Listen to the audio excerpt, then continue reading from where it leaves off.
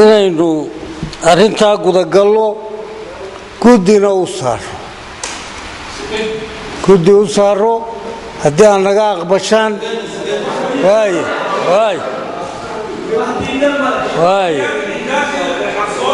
waynu ballansan ii kaadaysa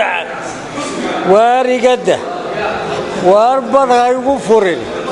kow guddi ballaaran baynu saaray guddi ballaaran nin waliba ninku ka weynay uu xulayno nin waliba ninku rag yaryar oo dhallinyaro ah oo firfircooni waa jiraan laakiin maanta jilib culustaynu saaray ruuq culusta soo ma taqaanin ruuq culusti baynu saaray waxaan jeclahay mar haddii aad nala qaadateen in Siciid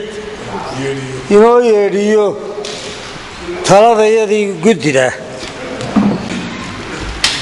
guddiga golaha guurtida ee dhexdhexaadinta khilaafka ka dhex oogan xisbiga kulmiye guddigu waxay ka kooban tahay 13 xubnood iyo shirgudoonka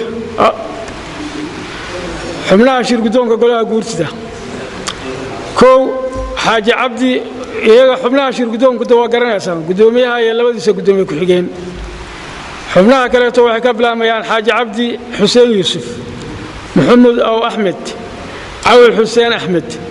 nuur riyaale khayre abdulqaadir maxamed xasan axmed muuse obsiye sheekh maxamuud xirsi faarax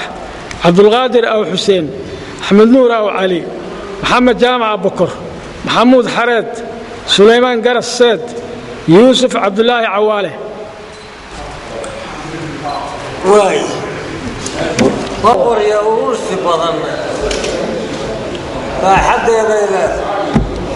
marka aad iyo aad baa u mahadsantihiin inaynu sidaa ku gudagallo waa nala qaadateen insha allah intaaynu arrintaa ku jirno waa dadajinayna intaaynu arrintaa ku jirno